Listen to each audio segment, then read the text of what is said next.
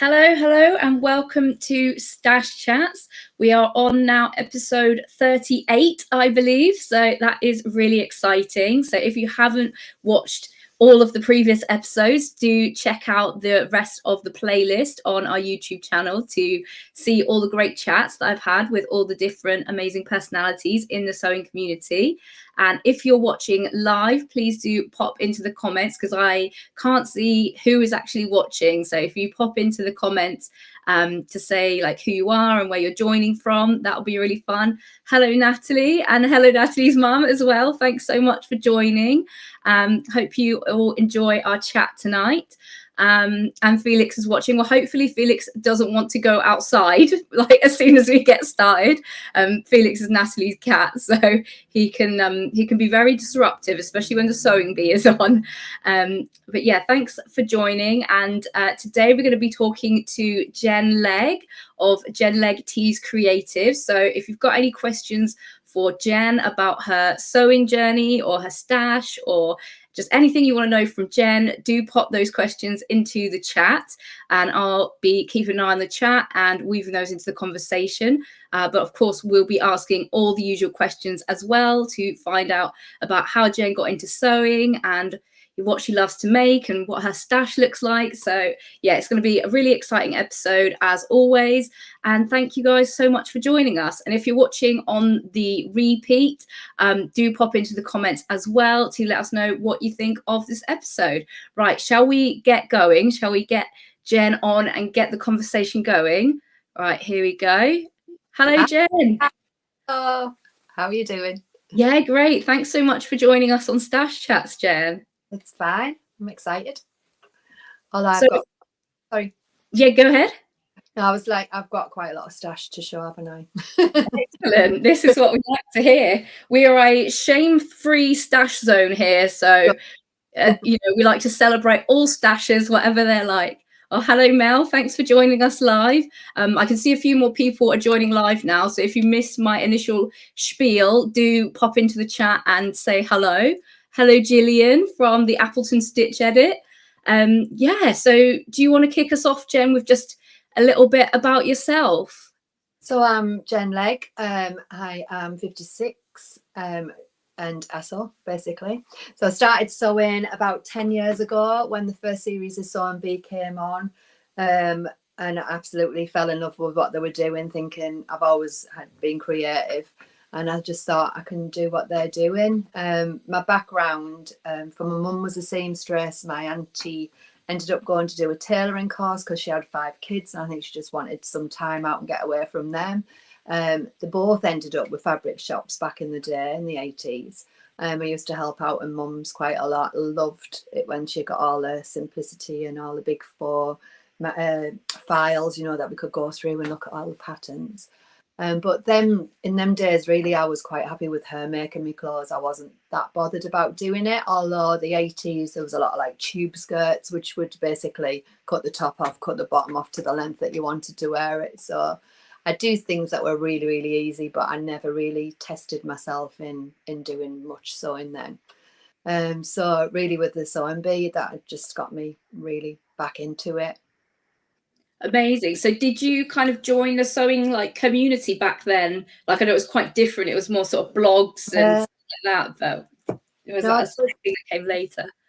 Sorry, no, there was nothing really. I think I was on, actually I'm lying, there was an Instagram, but obviously in the very early days there was like a group of us that have still stayed in touch actually.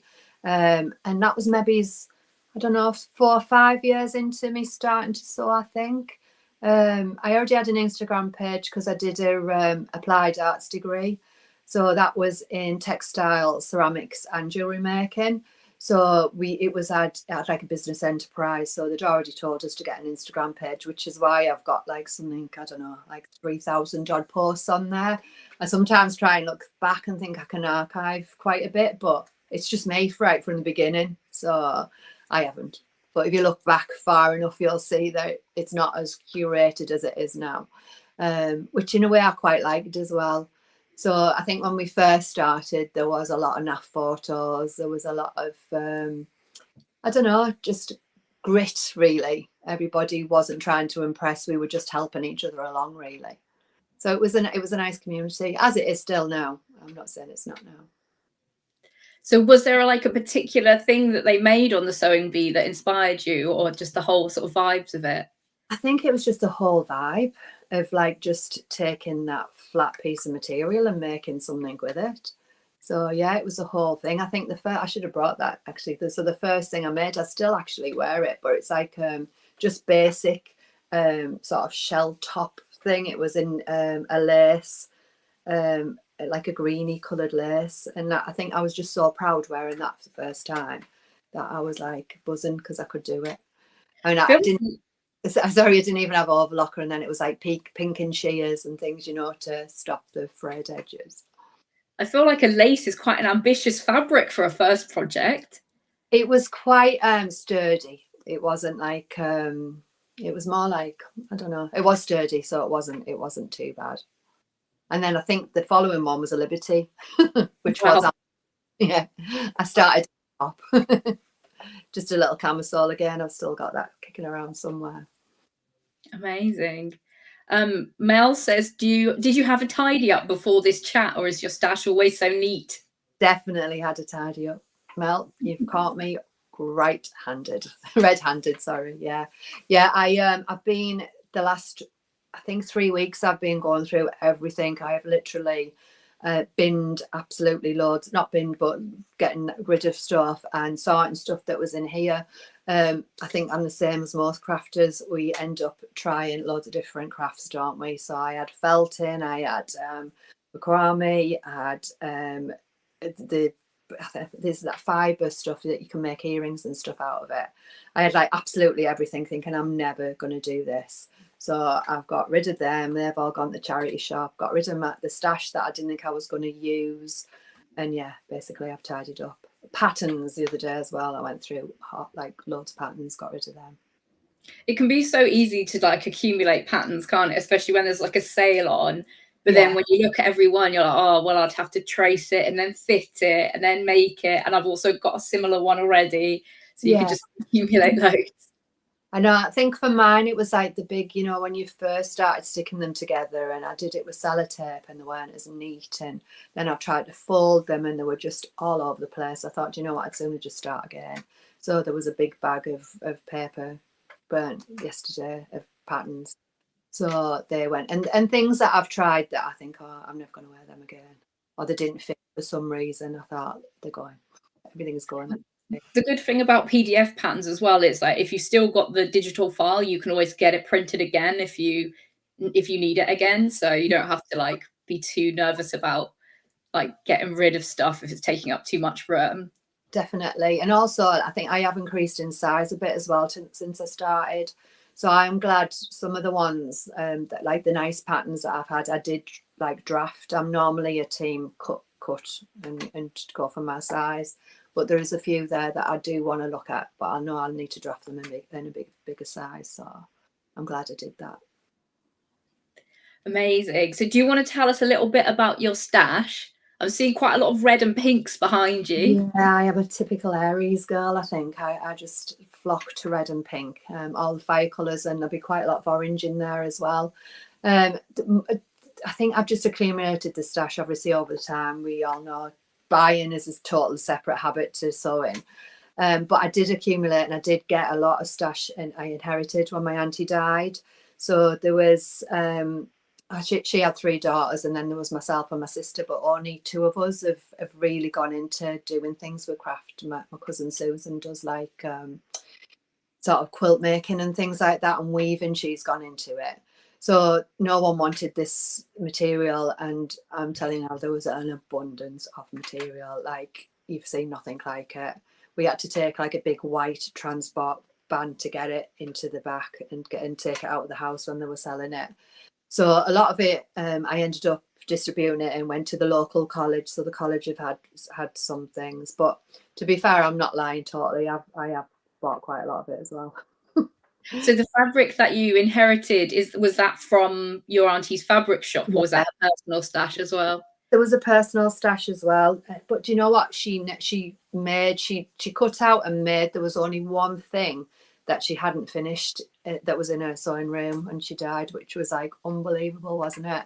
And it was a coat, and my cousins have given me it because they want me to finish it. No pattern, and it has got welt pockets. So it was about 4 years ago, I think now, since she died. So wasn't quite ready to tackle it then, but I might do it for them at some point.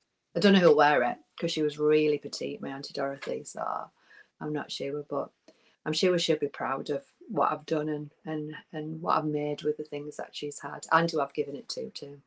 Yeah, amazing. Yeah, so that really boosted your stash then. Oh, quite a lot. Yeah, totally. So Julie says, I think I know the answer, but is that your full stash behind you? It is more or less, you know. I'm looking at this side. I have got some cubes this side, and there's a few bits I've just bought on from the D stash, the Palestine D stash, and a few little bits.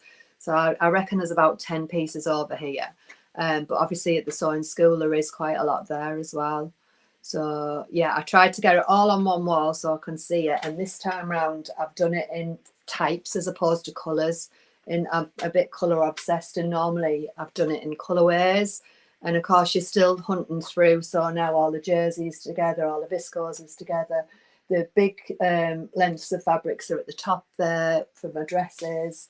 So yeah, it seems and feels much nicer to be in here because I can sort of find things.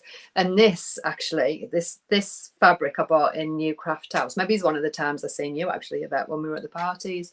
I bought it and absolutely loved it, and I lost it, couldn't find it anywhere at all. So went back to New Craft House and thought, I'm buying it again. So I bought it again, made a different red blouse. And then when I was tidying up the other week, I found that big old-fashioned suitcase at the top. I opened it and it was just laid on the top. I was like, got more of it. Although I could have had a gorgeous dress with the two bits, but anyway, I was like, that's getting made up straight away. So it was like on the back of my mind all the time, and I thought it must have fallen back of something, but no, it was in there hidden all the time with loads of projects that are not finished. They've gone because I'm not going to do them anymore either. Sometimes that's what you need to do, isn't it? Just have like a clear out, have a refresh. Sorry, God. Because otherwise you just feel guilty about it, don't you? Even though you don't want to sew them. Yeah, I know. And I think I've found a blouse I'd never worn, 2 pairs of trousers I'd made that I can't even remember making them. It's like weird, isn't it? I've had just like loads of stuff. But I think I read somewhere or someone was talking about that. If you've lost the love of it while you're making it, do you progress and finish it, or do you just think, no, I'm going to start something new? And I think I'm the latter now. I've got time, but I don't want to waste that time doing something I know I'm not going to love. So yeah, definitely makes sense. Yeah. So when, in terms of like sewing your projects, are you more of like a batch cutter, or you tend to try and go one project at a time? Definitely have loads going at the same time. So not so much in cutting, but I have moods. So I'll be in a mood just to cut out, or I'll be in a mood just to sew, depending on the weather, depending on the lighting in here. Although Legg's just on the lighting for me, and it's great now in here. It was quite dim before I got these. So, and especially in the winter as well, because we obviously get dark quite early, don't we? So yeah, I love cutting out, controversially, where everybody else doesn't like cutting out. That's one of my favorite things. Is just, and I never really look at the amount of fabric we need for a pattern. I just think I'll get it out, and like that Tetris sort of is more of like a challenge to me than thinking I've got more than enough to do it. I like to just have enough. It's sort of like doing a jigsaw puzzle, isn't it? Trying to figure out where everything can go. It is very satisfying as well when you get away with less, isn't it? You're like, yes. Yeah. So I've got a question that Ruth Create sent in earlier. So she said, what's the size of your stash and how much of it is floral? Well, you can see the size of it there, but I don't know how many I've got, how many meters. I wouldn't like to guess. I have quite a lot of floral, haven't I? There is some plains, but they tend to get left now. Although that, I don't know whether you can see this section here. It's my velvets on here. and I just come in and stroke them. They're gorgeous. So I would say, I'd say 75 floral. But I am trying not to be as floral as I have been, but I still get drawn to it. In fact, the things I've got to show you are all floral. Nice. I feel like when you've got your thing though, like, you know, that's your style and you know that you're going to love wearing it. So yeah. And I've not changed, have I, really, since the start? I don't think my style's changed that much since I started sewing. And I've known that I've gravitated to colour no matter what. But interestingly, before I sewed, I think I still went for colour, but I never knew what suited me as well now as I do now. Sorry. So I think it's just that confidence building, isn't it? Knowing that what you're going to make, you're going to go out feeling great. And have you ever done one of those colour analysis things? Done it because obviously I'm a hairdresser, so I've done it on the side of hairdressing. But do you know what? I think we know ourselves what suits us, and I think, like, I don't know, it's expensive to do anyway, isn't it? And I don't want someone to tell me what I can and cannot wear.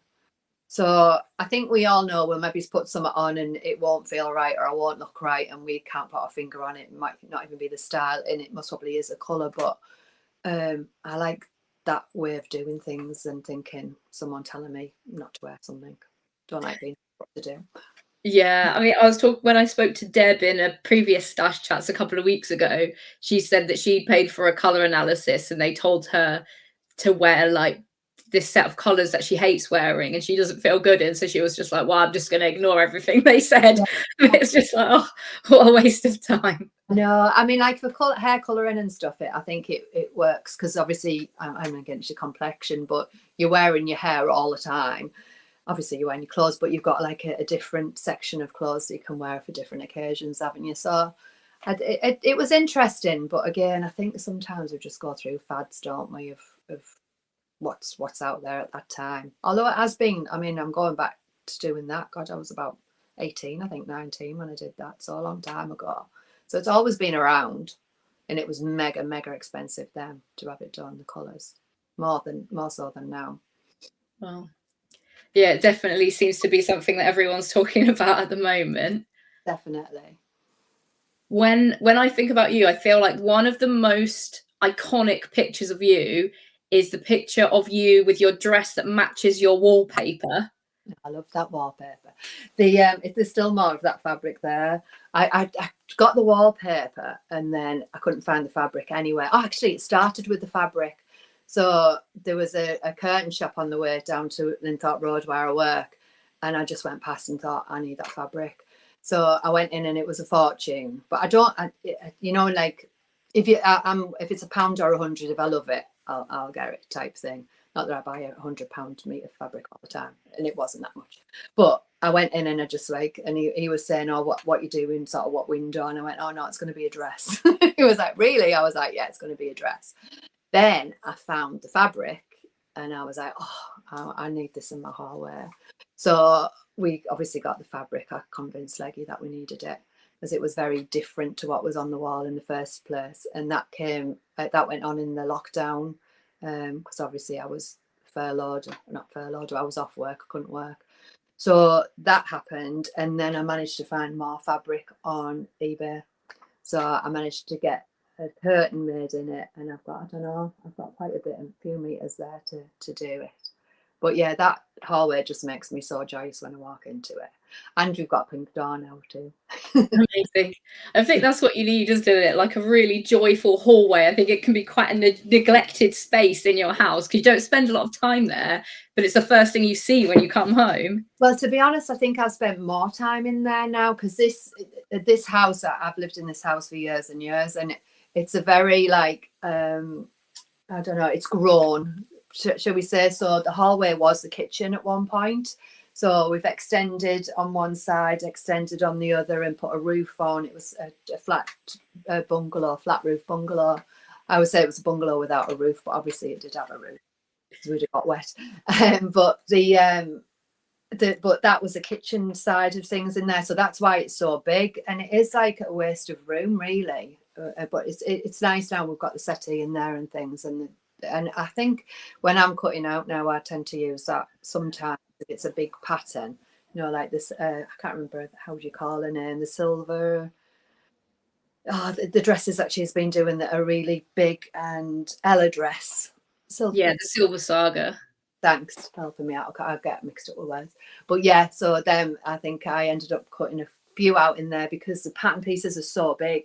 I have a cutting table here, but it's not as big. Or sometimes take it into TeesCreatives and do it there if it's too big.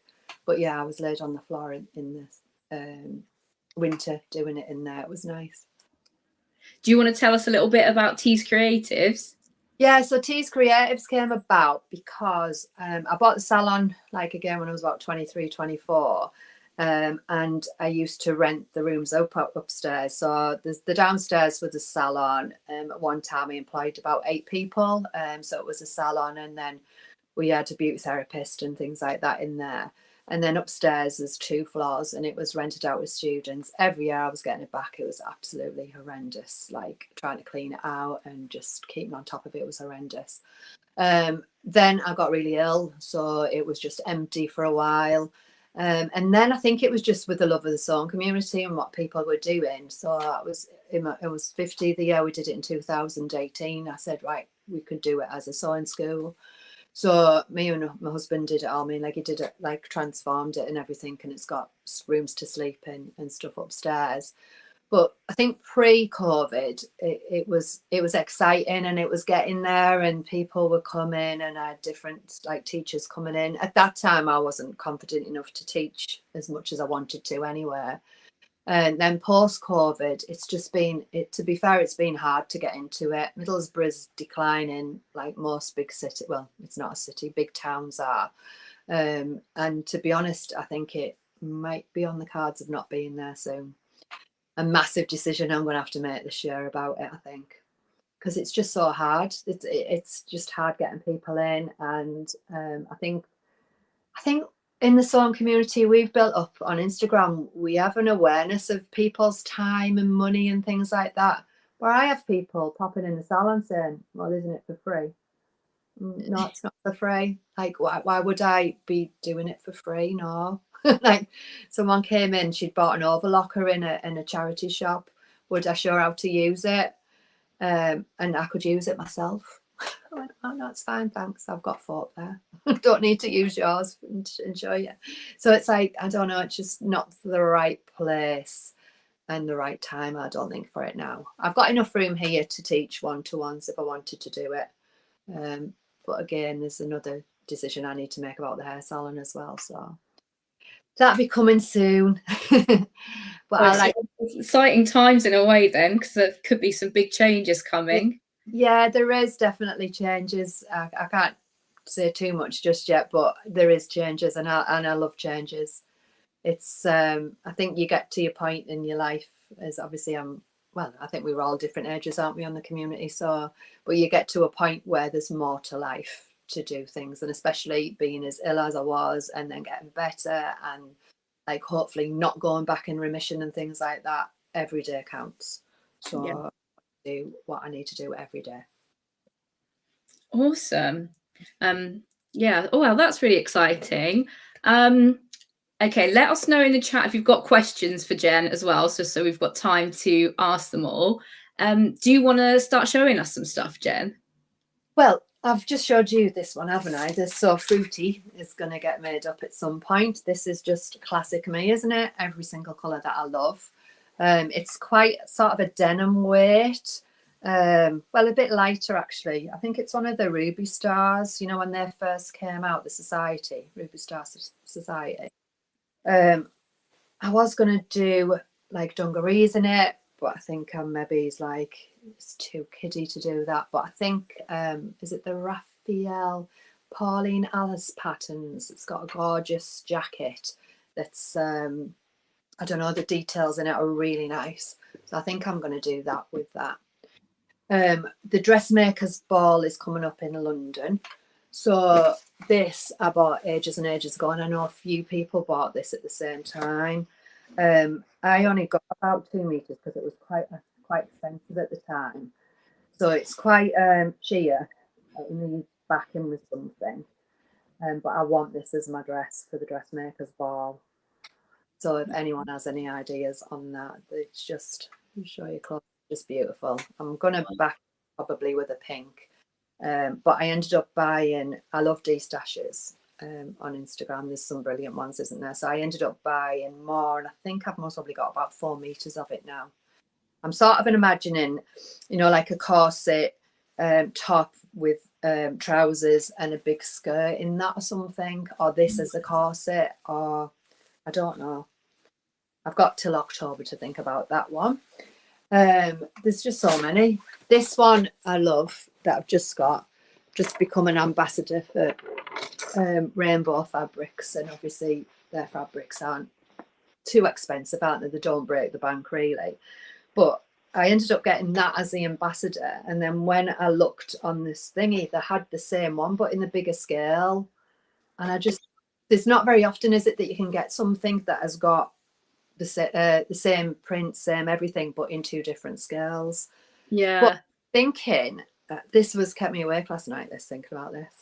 That's how sad I am. I'm thinking maybe is that ME, the 2016 dress. Made quite a few of it now, so you can have the bodice different, I can have the sleeves different, and then it's got that lovely arch shape which will really show in one or the other. I mean, can you see it as good there about the difference in it? Yeah, the sateen really catches the light, doesn't it? Maybe yeah, a bit bigger so people can see. So that's the big size, and then that's the littler size. So that you can see that now, can't you? It's awkward looking in this because I'm in reverse. Yeah. But yeah, I mean, in the summer that is gonna just pop, isn't it? Really, like, I know it's not summer yet. Yeah, it'll be such a great fabric to wear as like a wedding guest or something. Yeah, I've got no weddings to go to this year, but I'll just, you know me, anything goes for any time. So that's another one that I really want to make. So if anyone's got any ideas what they would do with it, I've got loads. I've got 3 meters of the small print, and I've got 2 meters of the big. And then it's like, again, the other thing I thought as well is doing like a tiered skirt. And then I really love that blouse I've just recently made, the pink one with the big massive sleeves. Is it the Monty top by Sarah, my keeper? So that's really, really nice. And I think that'll work really nice in it as well. And then I can wear maybe some jeans or separates and things like that. So there's that one. That's really cool. It's good, that one, isn't it? They have some really unique fabrics at Rainbow, don't they? They do, and that's what I mean. I think because you know that once it's gone, hasn't it, really? And that's what I think, because there's a lot of us now, so like there's a lot of collections that are repeating now, aren't there? So like obviously the Fabric Gone with the collection, which is gorgeous, but I don't try and find things that people haven't got. I know it sounds really, I don't buy clothes because I didn't want to look the same as everybody else. So in the sewing community, I don't want to really be the same as everybody else if I can help it. But some things you've got to get, haven't you, when they're so gorgeous? Yeah. And you want to replicate. Yeah. So speaking of replicating, I think that brings us on to so great the look. I know, it's the 4th year. Can you believe the 4th year of doing it? Are you the 4th with yours? Yeah, we started at the same time, and I think we've overlapped twice, I think, haven't we? Because me and Sharlene change it every year as to what we've got on, I suppose, at different times. So I think it's the first time we've done it in June. I think we've done July, February, and March, I think, or April one time anyway. But yeah, it's a really good thing. I in a way, I wish more people who were just learning would join, because I think they feel that it's beyond them, and it isn't beyond anybody to replicate something. I mean, this I put on the other day, and I made it simply because when the Fabric Godmother put it on in red, I was like, I knew I wanted one in red myself, but again, didn't want it exactly the same, so I put a different sleeve on, a different sort of sleeve finish on it. And that's as easy as that. It can just be a t-shirt that you've seen, and people can go back over onto the hashtags to see what we've picked, and we do pick them, and we do deliver it, and we don't argue. We're really good. We tend to like be on the same page with a lot of the ones that come in.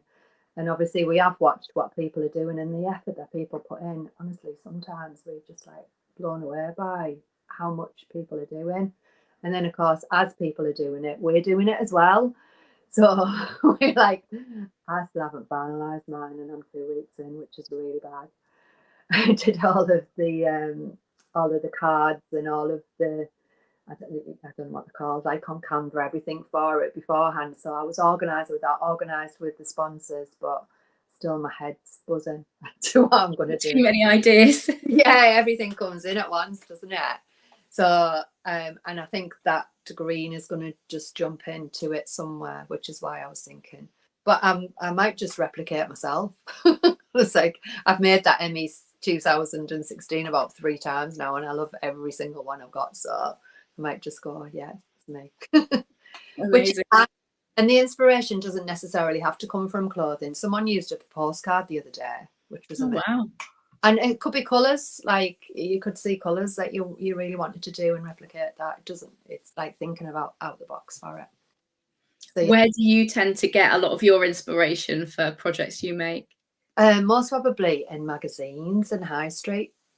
I'm the same, and I think that's why myself and Sharlene came up with the idea in the first place, because we were always trying to search for patterns that look like things. But to be fair, I think the pattern makers now have got caught onto that, and they are making things, aren't they? Obviously, this is the Garni copy, but it is nicer because you're not flashing with it, because it's a panel in the back of it. Although I've done 2 hacks myself, but using the Anthea blouse. So yeah, it's mainly high street, I think, and just things that you look at and think, oh, I don't want to pay that for that, or I could make it cheaper. That's a lot.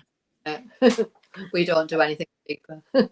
I think, yeah, this is like the time to get into the really sort of more expensive fashion, because then you're like, oh wow, that dress is £500, so I've saved loads of money. Whereas if you're into looking at fast fashion, you're never going to convince yourself you're saving money. Never going to save money there. But again, are we saving money because we spend the time on it, and then the fabric costs, and like the number of people who said to me, oh, you sew your own clothes, you must save loads of money. I'm like, oh no.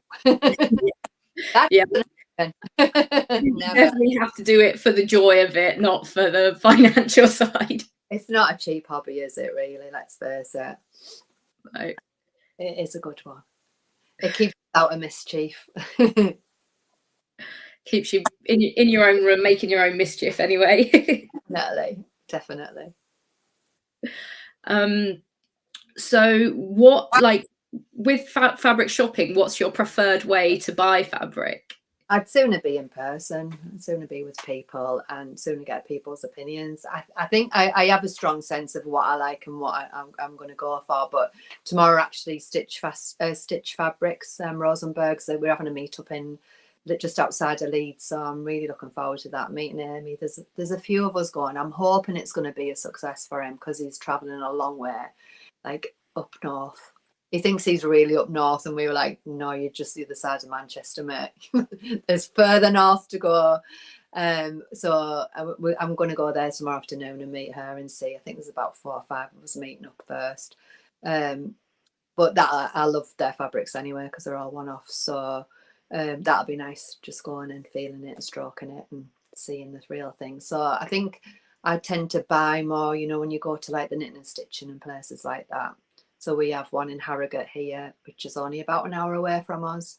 So, but I'll be able to go to Ali Pali this year, because I think the dressmakers ball is the day before. Oh, so, yeah, I think they deliberately sort of arranged it at a similar time, didn't they? So people did that, because it's like it's a long way to come and a lot of money to pay. Although we've got an Airbnb, there's I think 8 of us staying in ours, so we've managed to get somewhere, and we're just all going to bunk hunting together. Don't all know each other, but we'll be fine. We're sewing, aren't we? So yeah, I'm looking forward to doing the Ali Pali one, and I love the Stitch Festival one as well. Although I didn't get to that this year. Yeah, the shows are really fun, and it's like a really good place to actually meet a lot of people that you've met online as well. Definitely, it is. You sort of end up walking around chatting to everyone, don't you, all the time? Can I know you? But I think the thing is, we all really think we know each other, don't we? Because we put ourselves out there that much that it is like, oh, that's you. I think I met Harriet from Saw Me Sunshine when I was in Stitch Festival. I've never met her ever in real life, but she was saying, I'm sure we have. And I was like, no, we've just talked a lot. So it is like, it's so weird. But then you get like stage struck as well, don't you, when you meet people as well? You're like, oh. I was like that with Josie from Fabric Godmother. I was probably, oh, it's Josie. So yeah, it was really good. Yeah, it was like it was quite funny at the Stitch Festival this year. All the Fabric Godmother people had like badges with their names on. I was just like, but everyone knows Josie. Yeah. Name badge. Name badge on, did she? Oh, bless. I know, but it's nice. It's nice going, and you just feel. And I think it's somewhere because I don't know. It can be a solitude thing, can't it? We're at home sewing, but we've always got to tune in and see people who are online. But at the same time, like going and meeting them, it doesn't bother me. I'd sooner go on my own, because then I feel like I'm not. If I want to chat to somebody for longer, I can, or I can like just walk around and see people. I just sometimes prefer that solitude of doing that, because I do go with the group to Harrogate and get the best of both worlds, because I tend to walk around on my own but meet up with them for afternoon tea afterwards and then do a show and tell. I've always bought the most, like, but yeah, I think that's quite a nice way to do it, because especially when the shows are really busy, if you've got quite a big group, you've got to sort of keep track of everyone, and if someone wants to look at something or someone's checking out, you know, it could get a bit hectic trying to keep track of everyone. If you see someone you want to talk to for longer as well, that's like, you're like, oh, you're conscious that you're keeping them waiting. So no, I just like to go in there. I always start at the back in the Harrogate, because Rosenberg's there. So I always go at the back. I've normally spent up, to be fair, once I've been there, and then I have a little shifty around and see what's going on after that. So it's good. Enjoy it. So what's your, have you got a most recent purchase? What have you most recently acquired? Well, the recently stuff has been from D-Stash, but I'll just stand up 2 seconds and get stuff.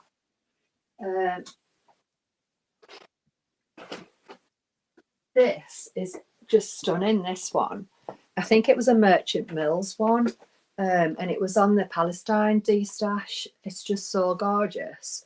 I think it's an Indian print, and I'm going to do, I think it's called the Alpha, I can't say it.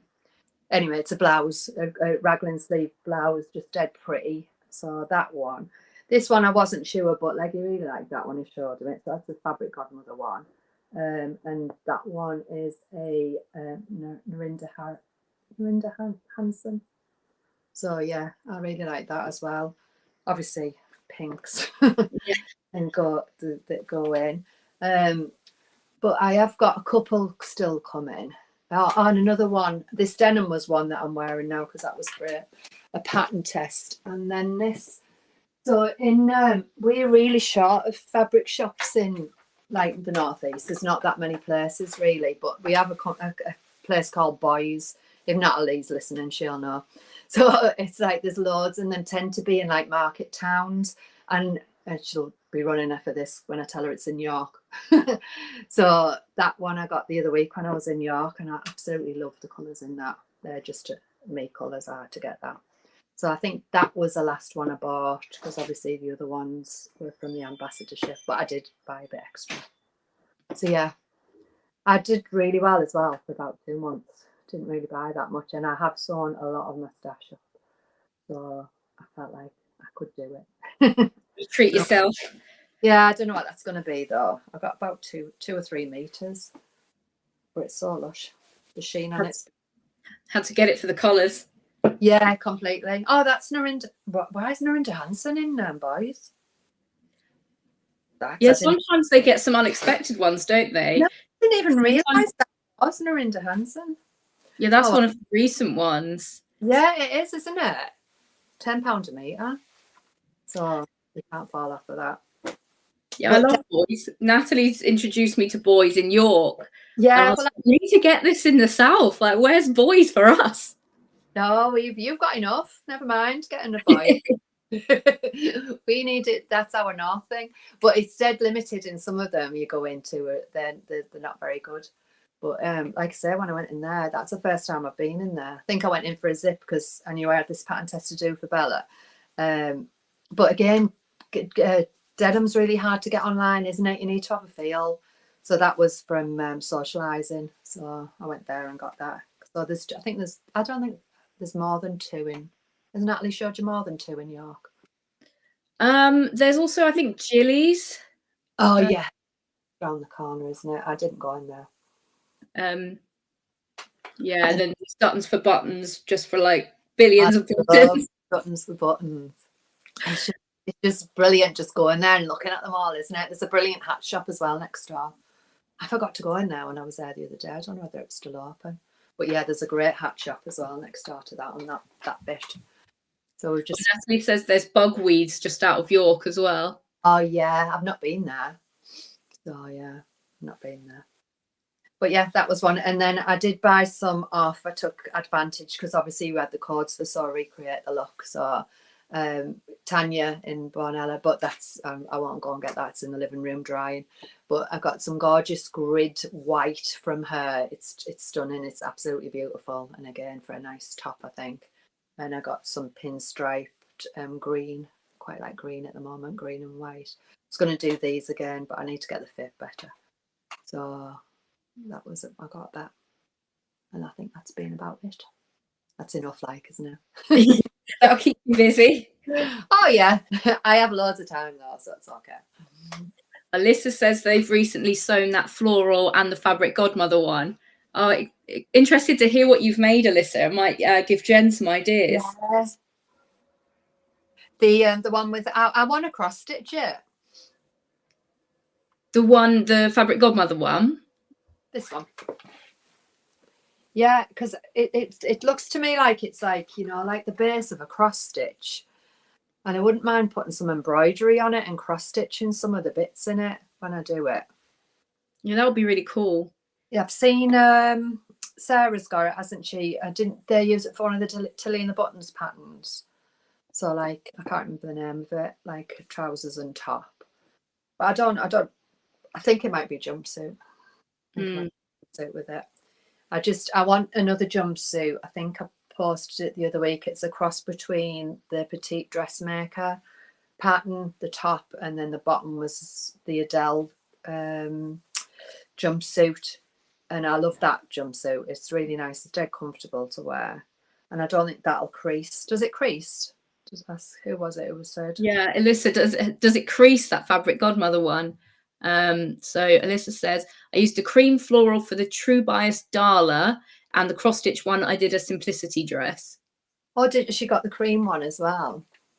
Yeah, I think that it was the cream floral rather than the Nerida Hanson one. Yeah, this one. The Merchant of Mills one. Yeah. It's so beautiful. It is really nice. So yeah, and I don't know. I'll decide. The other one I made in the jumpsuit was the crepe. So it's good now we've got the camper van, isn't it? So I have to have stuff that I can just, if it falls, it doesn't matter. I can just shake it and put it on. Like he was like, right, you're gonna have to limit your clothes when we go away in this now. I was like, okay. I did the first time, but I haven't since. And this has also got the check in another colour. Clearly very similar tastes. Very, very. She needs to drop me. I'm not following her, so I can see what she's done with them. Yeah, that would be fun to do some collabs. I know, yeah. I know. I think a lot of us have got similar things, haven't we? Really, we all. Yeah, there's like a few fabrics that I just see in the community that I feel like, oh, that fabric was so iconic. Like everyone's got that one. Yeah, and then I think we're either cool or warm, aren't we? So we're either. I think I did that on my cottons once. I've separated them, so there's all of the like, obviously me, pinks, oranges, whatever, and then they've got the greens and blues and things. But I am verging into the greeny side. I'm looking at the green side at the moment too. I think that's because I tried that dress on in Mary Benson when I went to Mary Benson in New York. And everyone was saying it really suits you, and it isn't a colour that, well, I thought it wasn't a colour I would really go for, but looking in my wardrobe, there was some, but it doesn't jump out as me as much as it does now for some reason. But yeah, it's one of them things, isn't it? But when I put this on, everyone was like, yeah, you're red. You need to be in red. And I do look better than I did an hour ago, didn't I? Yeah, you had some quite a lot of layering going on. Leggy's in now, he'll hear me say, because he didn't want the heating on. I literally just got out of the shower and was like, right, what can I sew in? So it was just like everything, the mismatch of everything. I think I even had rocks on. But, I don't know. But now you've got your outfit on that's all fresh off the machine. Yeah, So. yeah, my recent mix. Amazing. Right, carry on in the chat if you've got any questions for Jen, because we've only got about 10 minutes left already. So that's really flown by.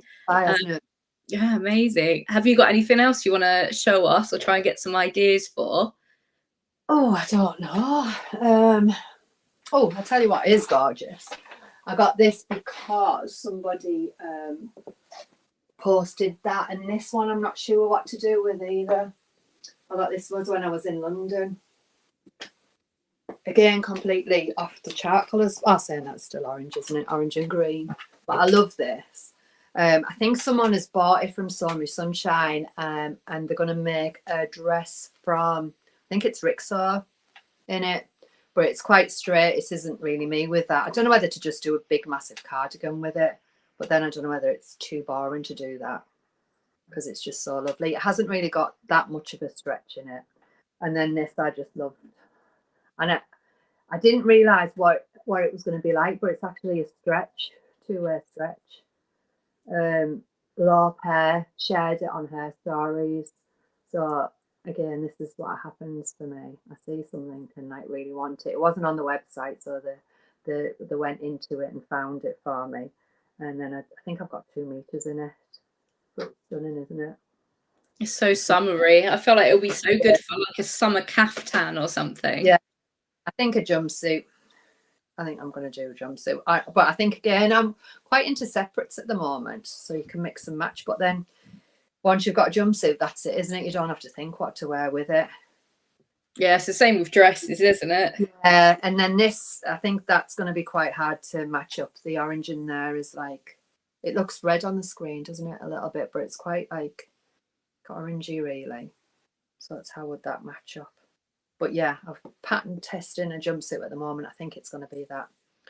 So doing quite a lot of pattern tests at the moment. So you tend to, when I go quiet, it's because I'm busy, but I can't really share anything. Yeah. Just like top secret. Because I'm doing one for my friend's little girl has got, my friend's got 3 little girls. And I managed to get that. It was only $2.99 in Rainbow Fabrics the other day. So I'm just doing little tops for them in this at the moment. That's cute. Beautiful. I know. I'm gonna argue with who's who on it, I think. So yeah, that's another one. Because it's how you're drawn to fabric, isn't it, really? To why you choose things as well, isn't it? I think that's always dead interesting to why we buy what we buy and what we make or what we wear. Yeah. Isn't it? Yeah, and I always think it's interesting as well, like the difference between what you buy and then what you end up making and like what you end up wearing. Because I think sometimes there's like a little disconnect. Like at one point I got really into buying stuff that was lilac, but it just doesn't suit me at all. So then I was like, oh, okay, gonna have to destash these fabrics then. I think it's like you look at your stash, don't you, and you don't see a piece of material, you see like a pair of jeans or a top or I don't know, you don't see it as just a piece of material, you see it as something made up. I've done that cube there is purposely like that because the fabrics are quite thick on there.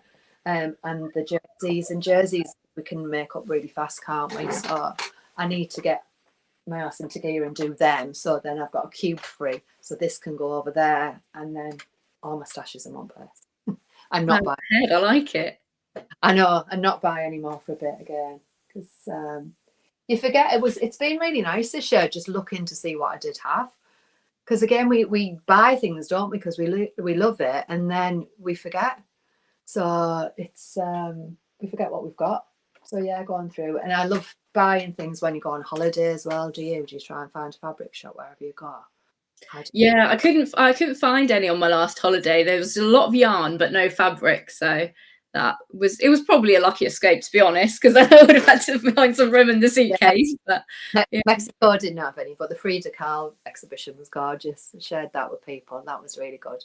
But we did go to Malaga one year, and I think I came back with 18 meters of fabric. It was amazing. Yeah, gorgeous. Natalie's been to Malaga a few times, and I Yeah, think the I told you fabric about. shopping is really good Yeah, there.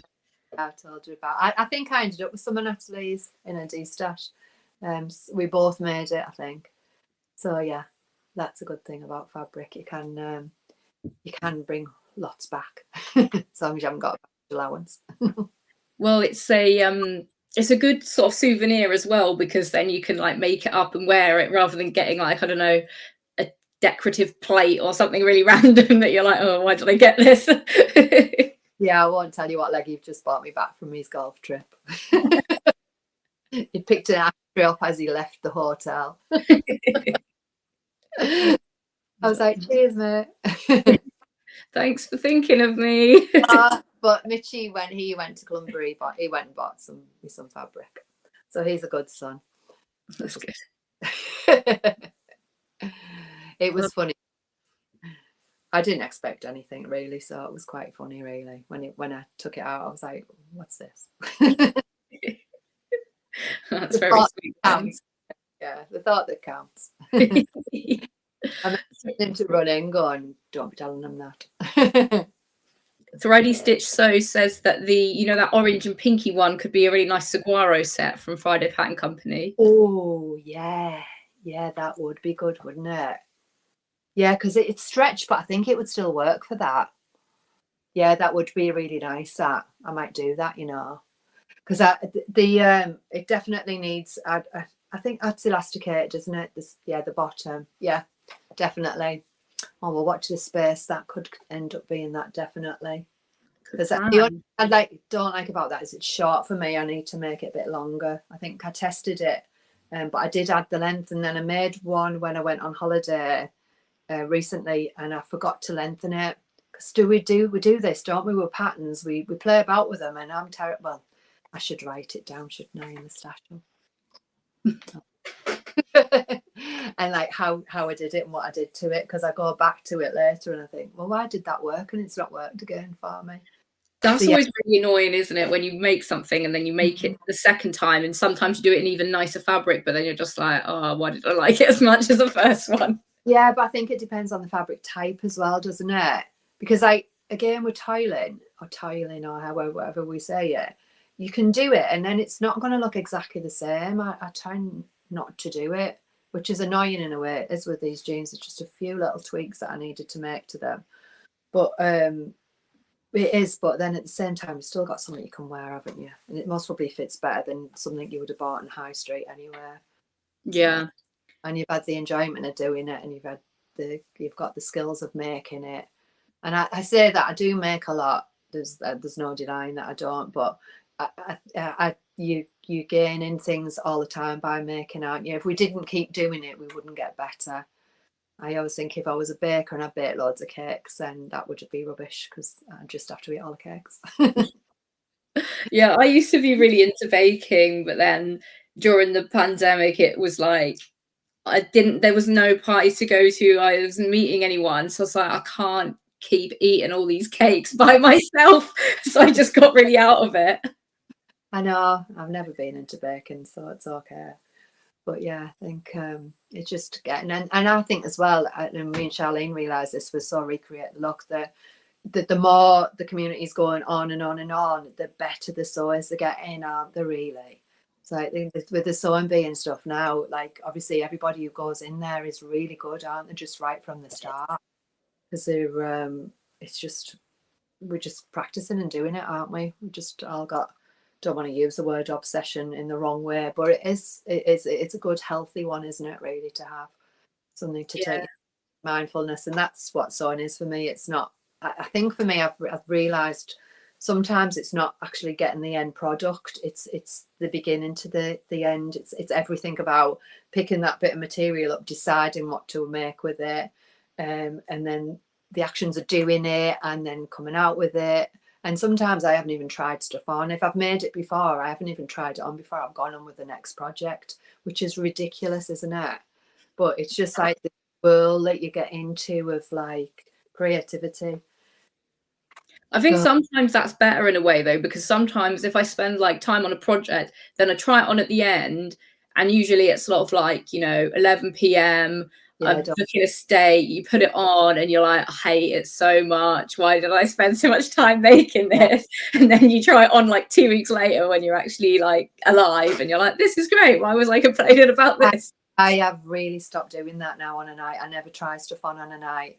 I do like a loose fitting, but I don't criticize myself. I'll just see if it fits or what have you before I'm getting in the bath or whatever. But I just wait until the morning now to try things on before I like give it a good like look at and think, yeah, that this is right or this should be changed, because it is a nightmare on a night. We've had loads of food by the night, haven't we? So we're always like a little bit heavier on the night time because we've just had loads of food. So what do we think it's going to be different? So yeah, it's nice doing it on the morning and then you wake up. But sometimes then I want to try it on before I'm going to work, and then I'm late for work because I've been trying clothes on. Yeah, we've got agreement in the chat here about yeah, I rarely try it on until I'm ready to wear it, from Alyssa. And Natalie says, yeah, try on in the evening never goes well. Doesn't at all. It just really doesn't. It's a big no-no.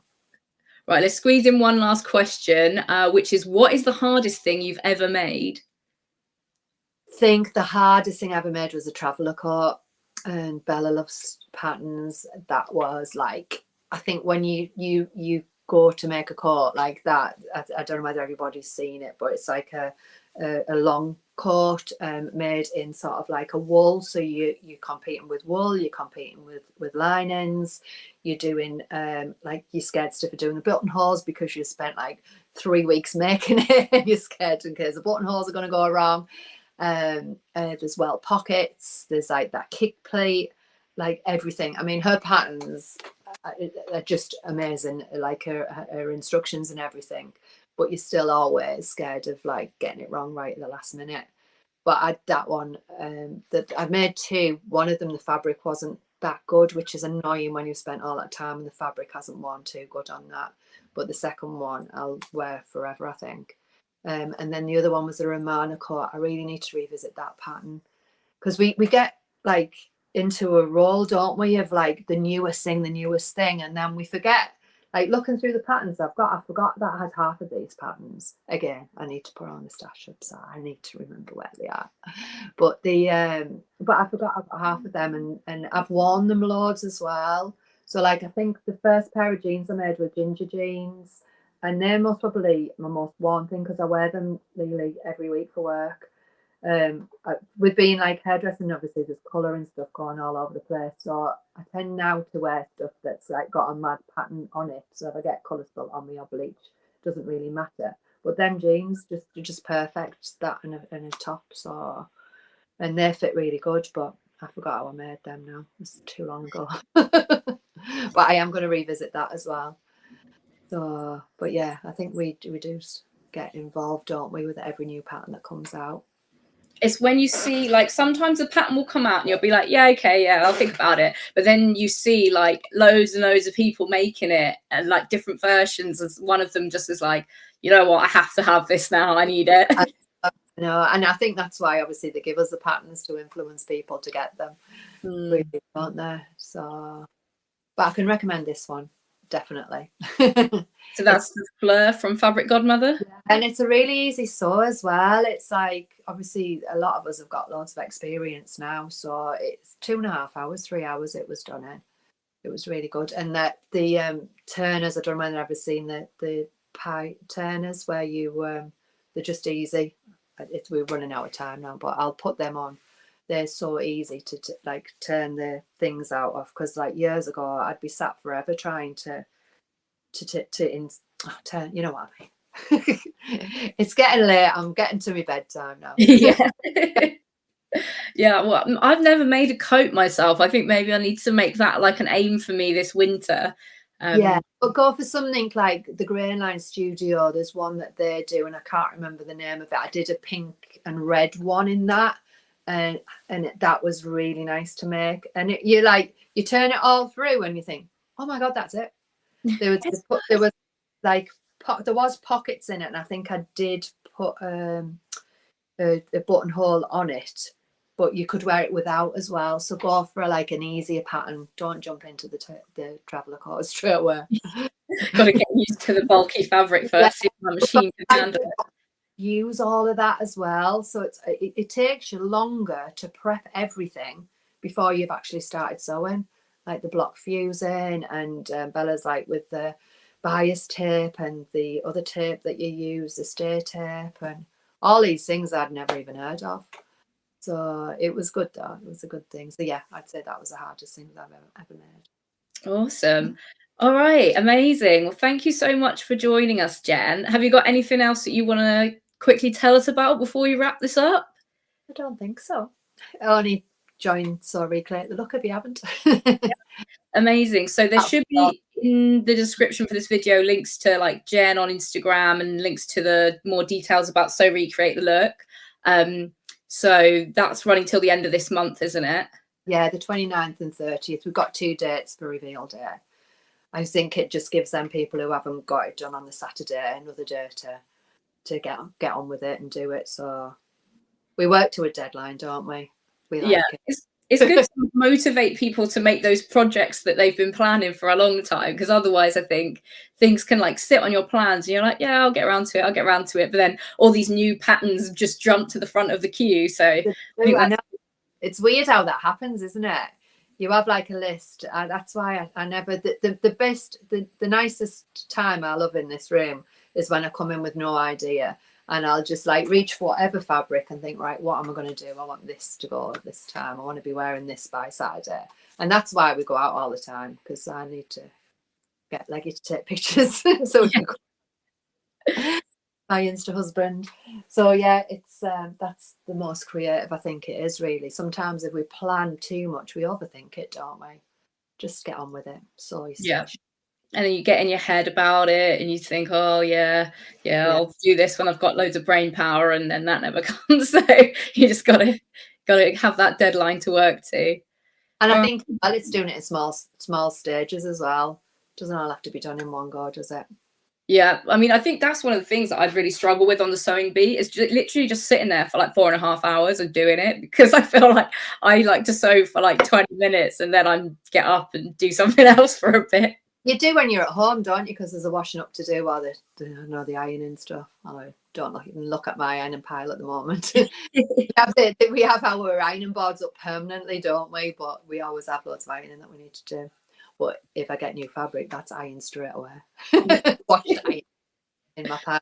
It's pre-washed, ready to go. I've had to make a rule for myself that I can't pre-wash fabric until I've done all the normal laundry, which I find is really annoying, but it actually does help me get the laundry done, and it's not just endless fabric and we're not got anything to wear. Yeah, I'm not doing that. You stick to that one about I'm not doing it. All right, amazing. Thank you so much for joining us, Jen. It's been really lovely chatting with you. Thanks a lot. Thanks for having me. Thanks for asking me. I'm very honoured. Thank you. Yeah, it's been amazing. And I'll be back at the same time next week, so 8 p.m. on Wednesday. And I'm going to be talking to Holly from Holly Dennett. So that's going to be really exciting. And yeah, we can hear a bit about her like pattern designing and all that sort of stuff. So yeah, that'll be really great. And I hope you guys can join me for that. And if you missed any, this is going to be recorded on YouTube straight afterwards. So yeah, do go back and watch the start if you've missed it, and leave us a comment. And so yeah, thanks for everyone for joining us, and have a good evening. Bye. Bye. Bye.